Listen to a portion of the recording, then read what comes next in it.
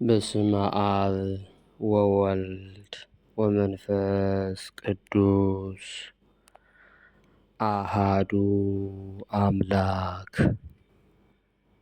ክርስቶስ ተንሥአ እሙታን በዐቢይ ኃይል ወሥልጣን አሰሮ ለሰይጣን አግዓዞ ለአዳም ሰላም እምይእዜሰ ኮነ ፍስሐ ወሰላም። በክርስቶስ ክርስቲያን በወልድ ውሉድ በመንፈስ ቅዱስ መንፈሳውያን የተሰኛችሁ የእግዚአብሔር ቤተሰቦች የድንግል ማርያም የአስራት የቃል ኪዳን የመስቀል ስር ያደራ ልጆች የቅዱሳን ሁሉ ወዳጆች አንድ አምላክ በሚሆን በአብ በወልድ በመንፈስ ቅዱስ እንደምን አደራችሁ?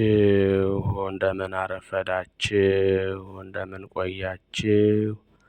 አሜን።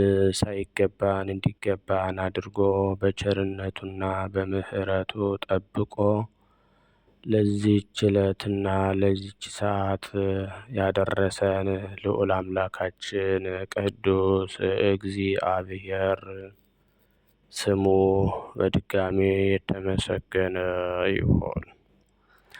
እናታችን አምላክ ወላዲተ አምላክ ድንግል ማርያም ፍቅሯ በረከቷ ይደርብን። ቅዱሳን መላእክት፣ ነቢያት፣ ሐዋርያት፣ ጻድቃን፣ ሰማዕታት፣ ደናግል፣ መነኮሳት እንደየክብራቸውና እንደየማዕረጋቸው ክብር ምስጋና ይድረሳቸው።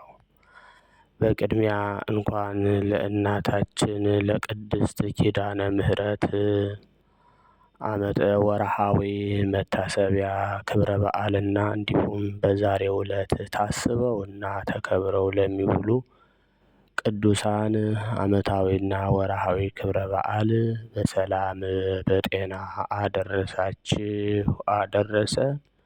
የእናታችን የቅድስት ኪዳነ ምሕረት ፍቅሯ በረከቷ ይደርብን፣ ቃል ኪዳኗ አይለየን። የቅዱሳን ሁሉ በረከታቸው ይደርብን። እንደ እግዚአብሔር መልካም ፈቃድ የዕለቱን ስንክሳር አሰማችኋለሁ። በስመ አብ ወወልድ ወመንፈስ ቅዱስ አሃዱ አምላክ። አመ ዐሥሩ ወሰዱሱ ለሚያዝያ በዛቲ ዕለት አንድ አምላክ በሚሆን በአብ በወልድ በመንፈስ ቅዱስ ስም ሚያዝያ 16 በዚህች ቀን የበአርማ ሀገር ኤጲስቆጶስ ቅዱስ አንቲዎስ በሰማዕትነት አረፈ። እርሱም የመለኮትን ነገር ለሚናገር ለወንጌላዊው ዮሐንስ ረድኡ ነው። እርሱም ከአይሁድ ወገን በግዛቱ ውስጥ አንድ ሰው የሚታይ እስካልሆነ ድረስ አይሁድን ያጠፋቸውና ኢየሩሳሌምንም ባፈረሳት በአስባስያኖስ ልጅ በግማትያኖስ ዘመን ነበረ። ከእስራኤል መንግሥት ትውልድ ያላቸውንም ብዙዎችን ገደላቸው፣ ለመንግሥቱና ለራሱ ስለፈራ ነው። የክብር ባለቤት ክርስቶስ አምላካቸውና ንጉሣቸው ድል አድራጊና እነርሱም ወገኖቹ እንደሆኑ ክርስቲያኖች ይናገራሉና፣ ስለዚህ ከአማንያን ብዙዎችን ገደለ። ወንጌላዊ ዮሐንስም ከእርሱ ሸሸ።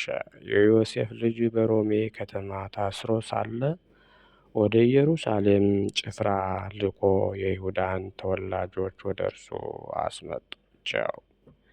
የክብር ባለቤት ስለሆነ ክርስቶስ መንግሥት በጠየቃቸው ጊዜ ክርስቶስ ሰማያዊ ንጉሥና በሰማያት የሚኖር እንደሆነ በሕያዋንና በሙታን ሊፈርድ ለሁሉም እንደየሥራው ሊከፍለው ዳግመኛ ይመጣ ዘንድ እንዳለው አስረዱት። ይህንንም ሰምቶ እጅግ ፈራ። ክርስቲያኖችንም ማሰቃየቱን ተዋቸው። ቅዱስ አንቲቦስን ግን የክብር ባለቤት ክርስቶስን ሊያስክደው ሽቶ ጽኑ ስቃይን አሰቃየው። እርሱም በስቃዩ ውስጥ በመታመን ጸና። ከዚህም በኋላ ከናስ በተሰራ በላመ ፈጅ ጋን ውስጥ አድርገው ከበታቹ እሳትን አነደዱ። እርሱም በውስጧ ሆኖ ስለ ከበረ ስሙ ምስክር ሊሆን ያደለው እግዚአብሔርን ፈጽሞ ያከብርና ያመሰግን ነበር። ከዚህም በኋላ ስሙን ለሚጠሩና መታሰቢያውን ለሚያደርጉ ከነፍስ ከሥጋ ደዌ ሁሉንም ይፈውሳቸው ዘንድ ከእግዚአብሔር ፈለገ።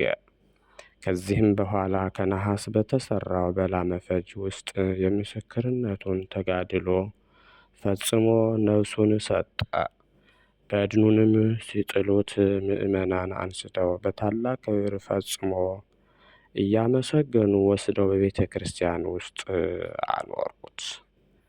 እርሱም አስቀድሞ በግዞት ቤት ሳለ ከወንጌላዊ ዮሐንስ ዘንድ የሚያጽናናውና የሚያረጋጋው ቸር ጠባቂ፣ እረኛና ታማኝ አገልጋይ ካህን የሚለው መልእክት ወደ እርሱ መጣ። እንዲህም ብሎ ሁለተኛ ነገረው። በሰማዕትነት እንደሚሞት አንተ ከከበሩ ሐዋርያትና ከሰማዕታት ጋር ተቆጥረሃል። ደግሞ ከሥጋው ጣፋጭ የሽቱ ቅባት እንደሚፈስ ስለ እርሱ ተነገረ። እርሱም መዓዛው እጅግ ጣፋጭ የሆነ በእምነት ለሚሻው ሁሉ እስከ ዛሬ ጠቃሚ የሆነ ነው። በረከቱ ከእኛ ጋር ለዘላለሙ ትኑር አሜን። ሰላም ለከ አንቲቦስ ረድ ዘወንጌላዊ ዮሐንስ ፍቁረ እግዚእ ውሳጤ ላይም ብርት ርሱን እንተፈጸምካ ለስም ያጽህደኒ እምስሕከትየ ለብሲ ሀጥ እምበድነ ሥጋከ እንተውህዘ ቅብ። በዚችም ቀን ደግሞ የሰማዕት ሳባ መታሰቢያው ነው። በረከቱ ከእኛ ጋር ለዘላለሙ ትኑር አሜን። ሚያዝያ 16 ቀን የሚከበሩ ዓመታዊ የቅዱሳን በዓላት፣ አንደኛ ቅዱስ አንቲቦስ ዘሀገረ በአርማ ሐዋርያዊ ጳጳስና ሰማዕት፣ ሁለተኛ ቅዱስ ሳባ ሰማዕት ናቸው። ወርሃዊ በዓላት ደግሞ አንደኛ ቅድስት ኪዳነ ምሕረት የሰባቱ ኪዳናት ማኅተም፣ ሁለተኛ ቅድስት ኤልሳቤጥ የመጥምቀ መለኮት ቅዱስ ዮሐንስ እናት፣ ሶስተኛ ቅዱስ ገብረ ማርያም ጻድቅ ንጉሠ ኢትዮጵያ የቅዱስ ላሊበላ ወንድም፣ አራተኛ ቅዱስ አኖሬዎስ ንጉሥ ጻድቅ፣ አምስተኛ አባ አቡናፍር ገዳማዊ፣ ስድስተኛ አባ ዮሐንስ ወንጌሉ ዘወርቅ፣ ሰባተኛ አባ ዳንኤል ናቸው። የእግዚአብሔርን ቃል የተናገሯችሁን ዋኖቻችሁን አስቡ። የኑሯቸውንም ፍሬ እየተመለከታችሁ በእምነት ምሰሏቸው። ኢየሱስ ክርስቶስ ትናንትና ዛሬ እስከ ዘላለምም ያው ነው። ልዩ ልዩ አይነት በሆነ በእንግዳ ትምህርት አትወሰዱ። ልባችሁ በጸጋ ቢጸና መልካም ነው እንጂ በመብል አይደለም፣ በዚህ የሚሰማሩባት አልተጠቀሙምና። የቅዱስ ጳውሎስ መልእክት ለዕብራውያን ሰዎች ምዕራፍ 3 ከቁጥር 7 ዘአቅረብኩ ማሕሌተ አዘኪርያ ይላፈ እምለተ ዘምዱከ ዘልፈ ለእለ አነብብ ተወከፍ ዘንዴትየ መጽሐፈ እንተረሰይከ እግዚኦ ጸሪቀ መበለት ውኩፈ እምእለ አብኡ ብኡላን ዘተርፈ ነቢያት ቅዱሳን ወሐዋርያ ሰባክያን ሰማዕት ወጻድቃን ወመላእክት ትጉሃን ደናግል አዲ ወመነኮሳት የራን ባርኩ ባርኮ ጉባኤ ዛቲ መካን እስከ አረጋዊ ሊቅ ወንዑስ ሕፃን ለዘ ጸሐፎ በክርታስ ወለዛ አጻፎ እንዘ ይደርስ ለዘ አንበቦ ወለዘ ተርጉሞ በልሳን አዲስ ወለዘ ሰማ ቃሎ በእዝነ መንፈስ በጸሎተ እሙ ማርያም አራቂተ ኩሉ እምባይስ ህውረ ይምሃረነ ኢየሱስ ክርስቶስ። የሰማነውን በእዝነ ልቡናችን ያሳድርብን። የቅድስት ኪዳነ ምሕረት ቃል ኪዳኗ ኃይሌን ምልጃ ጸሎቷ ይጠብቀን። የቅዱሳን ሁሉ በረከታቸው ይደርብን። በሰላም እንዲያውለን። አቡነ ዘበሰማያት እንበል።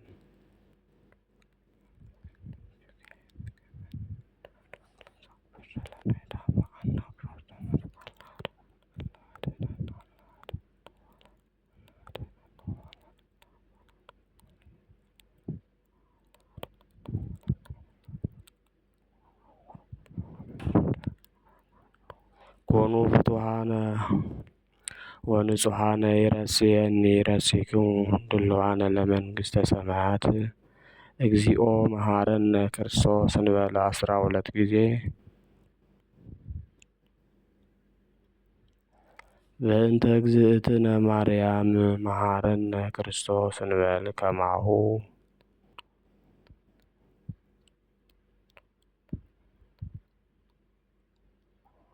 ኦ ተወካፌ ንስሐ ስራይ ኃጢአት ኢየሱስ ክርስቶስ ስራይ ኃጢአቴ ወኃጢአተ ኩሉ ሕዝብከ በሐልዮ በነቢብ በገቢር የሰራነውን ኃጢአት ይቅር ይበለን። ማእሰረ ኃጢአት እግዚአብሔር ይፍታ። እግዚአብሔር ይባርክ። እግዚአብሔር ይጠብቃችሁ። በሰላም ዋሉ።